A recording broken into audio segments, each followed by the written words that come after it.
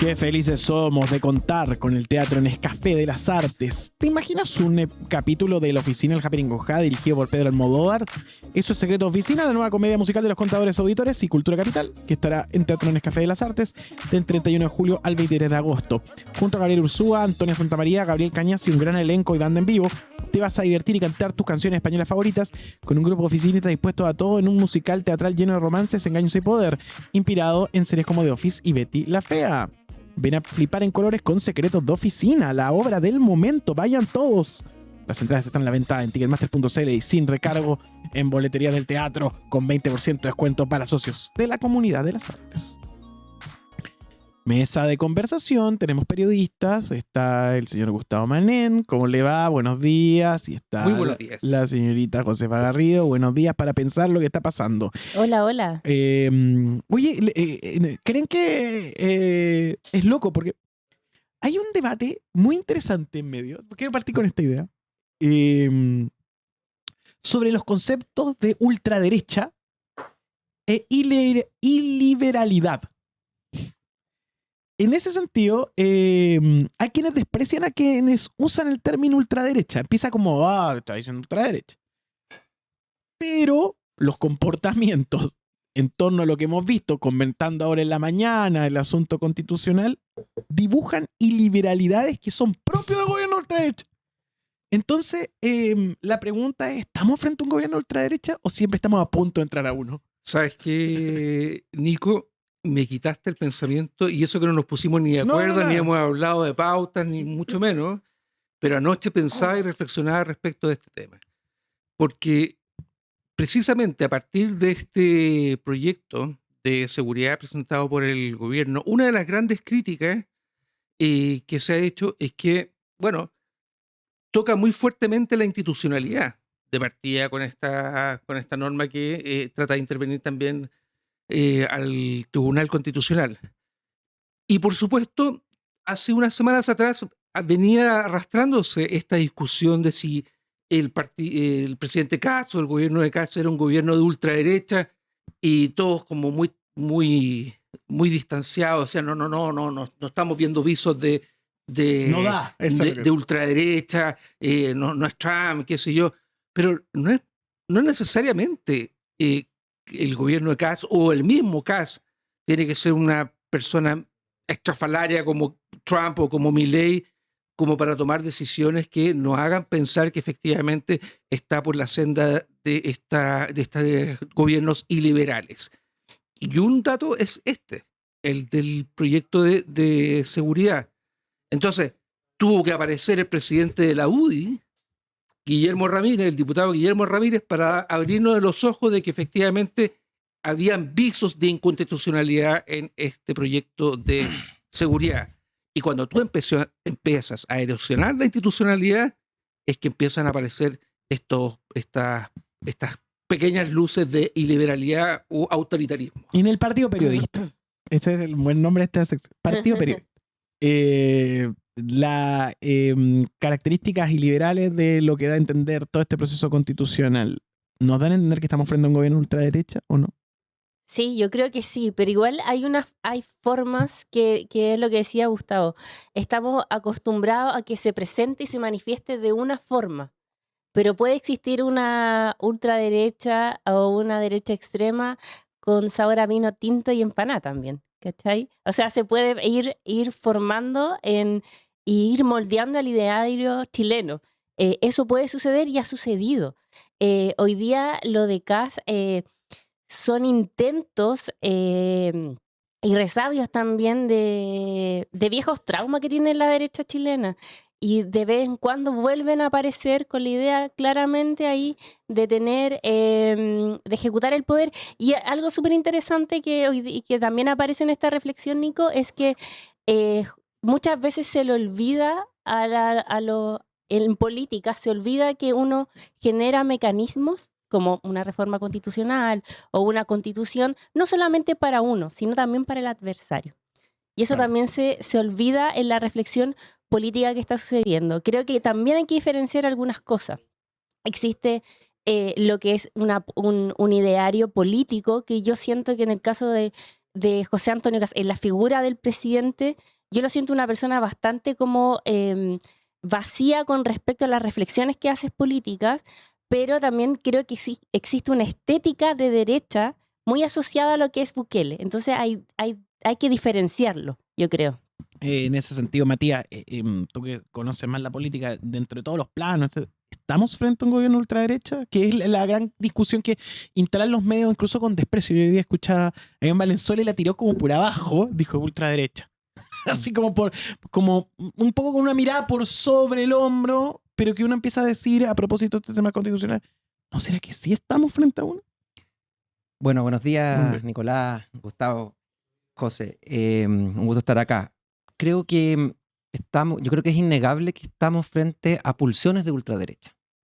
Es decir, hay ciertos elementos, que no son todos, que nos indican que hay al menos un sector dentro del gobierno que aspira a una forma de organizar el país y la política que se alinea con lo que se ha venido a llamar ultraderecha hoy día, digamos, del siglo XXI, ¿no? ¿Y en qué se ve eso? Yo creo que hay dos elementos de esta semana que nos muestran aquello de una manera, digamos, trágica y otra algo cómica, ¿no? Cómica, entre comillas, porque es todo medio lúgubre.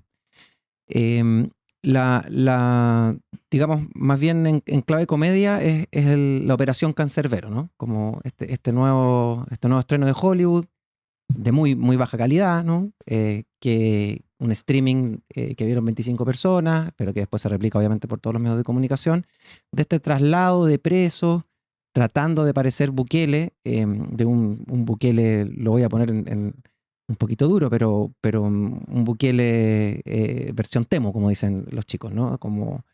Y que no se entiende, o sea, que se entiende naturalmente que es una operación puramente comunicacional, y que parece reafirmar que el gobierno no se toma en serio el problema de la seguridad. Y no es que lo estemos diciendo al aire, sino que lo estamos diciendo después de haber transcurrido casi 6 meses de gobierno y donde fuimos testigos de que no había plan, de que la ministra que se puso inicialmente era completamente improvisada en el área más sensible para la opinión pública, ¿no? Que es el problema de la seguridad. Eso por una parte. ¿Y por qué eso lo vinculo con el tema de la ultraderecha? Bueno, pues que está haciendo un gesto comunicacional mostrándose a dónde quiere ir, que es la forma bukelista, bukeliana, no sé cómo se le dice, ¿no? Y que es básicamente distinguir entre las personas y las subpersonas, ¿no? Eso es básicamente lo que hizo Bukele. Dijo, hay un grupo de personas que están tatuados, que tienen ciertas relaciones sociales, que no son personas. Y por lo tanto no tienen los derechos de las personas. Claro, esto es la eliminación de los derechos por 15 años. Exacto, eso es Bukele, ¿no? Y que no es nuevo, digamos, porque básicamente lo que hicieron los fascistas, lo que hicieron los nazis, y que han hecho otros gobiernos. La deshumanización del otro. Exactamente. Pero yo creo que... Pero sí. Gustavo, solo para terminar la idea y Dale. cerrar con el segundo elemento, que es el que me parece en una clave más bien trágica, que es esta cuestión constitucional, donde se expresa jurídico-políticamente el espectáculo que vimos a principios de semana, ¿no? Que este espectáculo de estas subpersonas que son trasladadas, que son puestas de rodillas, qué sé yo, que todos los veamos para que vean que no son tratados como personas, etc. Y ahora lo llevamos a rango constitucional. Estas personas no van a poder ser atendidos por médicos. Si están enfermos, si lo apuñala otro reo, los vamos a dejar morir ahí, o si uno se pone un poquito a mirar bajo el agua, bueno, tenéis que atenderle un seguro privado que se va a terminar pagando el Estado y va a haber un negocio importante ahí para asegurar a los presos, la salud de los presos. Pero en fin.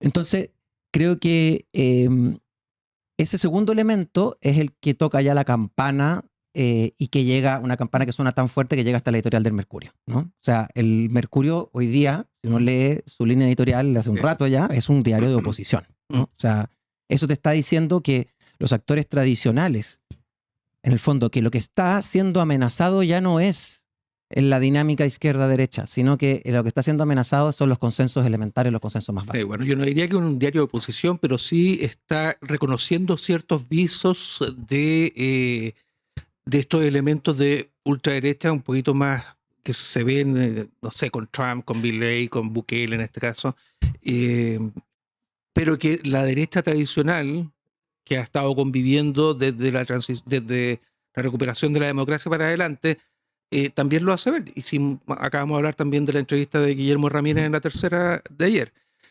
Pero mi pregunta es, si están tan preocupados respecto de la seguridad y de quitarle derechos, por ejemplo, a estos reos de alta peligrosidad durante 15 años, bueno, ¿qué pasa con los violadores de los derechos humanos? Muchos de ellos hoy día siguen recibiendo beneficios y no menores dentro de Punta Peuco. O sea, Krasnov tiene, por ejemplo, tiene unas entradas por concepto de retiros que suman 3 millones de pesos al mes. Entonces, y recordar a la gente también que la CNI y la DINA fueron declarados también instituciones como crimen organizado.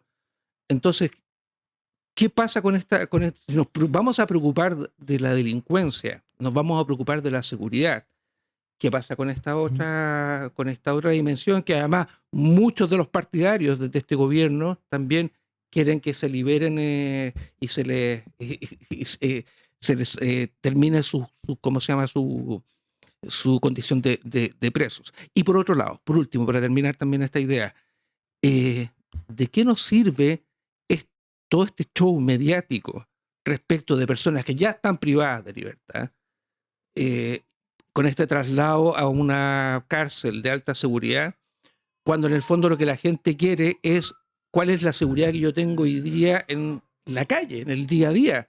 Y esta gente ya está cumpliendo una condena. Entonces, claro, o sea, para el show, yo le escuché a una ex subsecretaria de seguridad decir, no, lo que pasa es que con esto vamos a terminar también de que hay líderes que están dando órdenes dentro de las cárceles, qué sé yo. Bueno, pero por favor, lo que conocemos y los que leemos prensa extranjera, el crimen organizado es como una hidra, o sea, le cortan una cabeza y aparecen 3 más. O sea, no con este traslado de esta gente a estos cárceles de alta seguridad, el crimen organizado no se va a desorganizar, en primer lugar. ¿Qué me pasa a mí en la calle, como ciudadano a pie? O sea, es como sacarse un loto encontrar un carabinero hoy día en la calle. Entonces, yo creo que esa es la seguridad a la que hay que ponerle más acento. Yo creo que ahí da en el clavo, Gustavo, si me permiten, Nico, porque una cuestión son la aspiración a la justicia, ¿cierto? La reparación a las víctimas, que se expresa entre otras cosas con el castigo a los responsables de los delitos. Pero mi impresión, y apoyándome en los estudios de opinión pública, no es eso lo que la gente está demandando. Lo que primariamente la gente está demandando es lo que tú señalas, que es seguridad. Y por eso yo decía al principio que este gobierno parece no tomarse en serio la seguridad, porque monta un espectáculo, por una parte, que no tiene ninguna incidencia más allá en generar, según CADEM, porque Criteria dijo que no, alguna expectativa de que esto se está empezando a funcionar hacia el lado correcto. Y, en segundo lugar, las medidas jurídico-políticas, porque de la Constitución, apuntan en un sentido de restringirle derechos a los perpetradores, ¿no? A los victimarios, que es básicamente una dinámica de justicia retributiva. Entonces, y extenderle poder también al poder ejecutivo, que claro, esa es otra cosa. Esa otra dimensión, pero ¿y a dónde está la seguridad ahí? ¿No? Esa es la pregunta, porque ¿por qué no estamos hablando de las cosas que son importantes? Que ya, ok, cuando metemos a la cárcel a alguien, estamos diciéndole no lo vamos a respetar su derecho a la libertad ambulatoria, ¿cierto? A circular donde quiere porque usted es peligroso, ¿cierto? Y porque se merece un castigo, y está bien, y vamos a hacerle esa condena que sea real. ¿Y qué significa que sea real? Bueno, vamos a cortar todos los contactos que tengan que no sean vigilados, etcétera, etcétera, por tanto no puede hablar por teléfono, porque eso es importante para la seguridad, ¿no es cierto? Bueno, que se haga eso, no se ha anunciado nada de eso. La ruta del dinero, ¿cómo se financia esta gente? ¿A dónde está llegando? ¿Llega al Congreso o no llega al Congreso esta plata? Bueno, ¿dónde está la medida? Y ahí yo creo que hay una gran oportunidad para la oposición, que es instalar un solo mensaje en torno a la cuestión de la reforma de seguridad. Aquí falta lo importante, falta lo esencial, que es perseguir el dinero. Eso es lo que tiene que abocarse hoy día la política en Chile. A perseguir el dinero, porque tenemos un problema de seguridad asociado al orden público, al crimen organizado. A mí me parece que el énfasis que se ha hecho en lo comunicacional solamente revela que hay un problema de gestión. Gran parte del problema de seguridad es gestionar el problema, algo que hizo muy bien el gobierno de Gabriel Boric, articular el Estado en torno al problema. Queda mucho que hacer, obviamente, y es una parte de seguir el dinero, la ruta del dinero es muy importante, pero a partir de este hecho, quiero decir que se ha revelado un problema de gestión que se puede ver también en lo que pasó la semana pasada en distintos ministerios. O sea, la disputa Chomalía-Rau, la disputa Alvarado Quirós. ¿Qué más tenemos? La falta de vocería. Todo eso está develando que hay un problema en la estructura del gobierno. O sea, hay un problema para articular la gestión política, mucho más allá de lo que hoy día significa el propio Quirós, que ha sido el gran articulador político de este gobierno. Pero falta eso, hay un déficit. Uno lo puede ver y es palpable. Por eso para muchos la semana pasada fue una de las peores semanas del gobierno, Nico. Y en ese sentido, y abriéndonos a la conversación, hay una paradoja que es que sube sube la desaprobación de Kast, pero aumenta la aprobación a las medidas de este tipo, del tipo punitivo que están apareciendo con respecto a esta administración. ¿Por qué pasa eso? Es muy fácil, porque la gente votó por eso. Votó por mayor seguridad. Ese fue, de hecho, el discurso de campaña de Kast que lo llevó finalmente al éxito. Y hay otra cosa que también nosotros no hemos podido calcular bien, que tiene que ver también con a esta misma ex subsecretaria de Seguridad. En una entrevista decía, esto va a bajar las percepciones de inseguridad que tiene la gente en el día a día. Y sirve mucho porque están muy altos, hablaba de cifras muy altas, pero ¿cómo no van a estar altas? Si han estado 4 años metiéndole miedo a la gente, tiempo. Y además esto se intensificó aún más durante la campaña, entonces con justa razón la gente está con esta sensación de temor.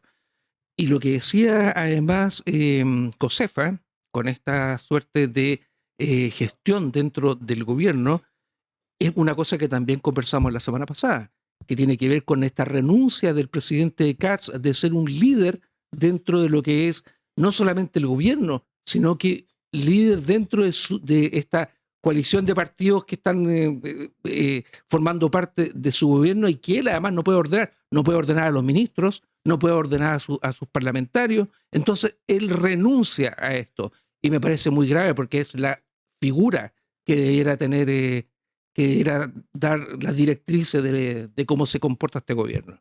Bueno, con respecto a tu pregunta, Nico, también, digamos, no hay que leerse la suerte entre gitanos, ¿no? Porque sabemos que los instrumentos de evaluación de la opinión pública, especialmente las encuestas, ¿no? Los instrumentos cuantitativos, son muy dependientes, sus resultados, de la manera en que se formulan las preguntas, los enunciados. Entonces, sería poco inteligente que un gobierno se comprara sus propias encuestas para pensar de que está siendo valorada su política pública por la ciudadanía. Eso es una cosa, primera, como el enunciado general, que no necesariamente respecto a este caso particular, pero para tenerlo siempre presente. Y lo segundo es que la política en una república tiene una función. Y la función es, de alguna manera, interpretar la voluntad popular y convertirla en voluntad política. Es decir, convertirla en decisiones que sean compatibles con la vida en sociedad, en esa polis, ¿no? De la manera en que hemos acordado que se viva.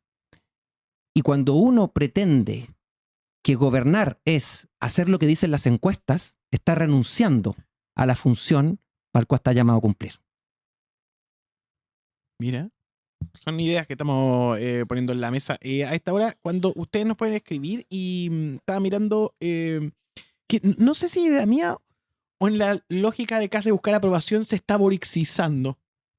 Porque acaba de hacer una autocrítica sobre la relación entre Alvarado y Quirós, y dice que es responsabilidad mía, lo acaba de hacer en Radio Duna. Y hace unos días apareció sin corbata también.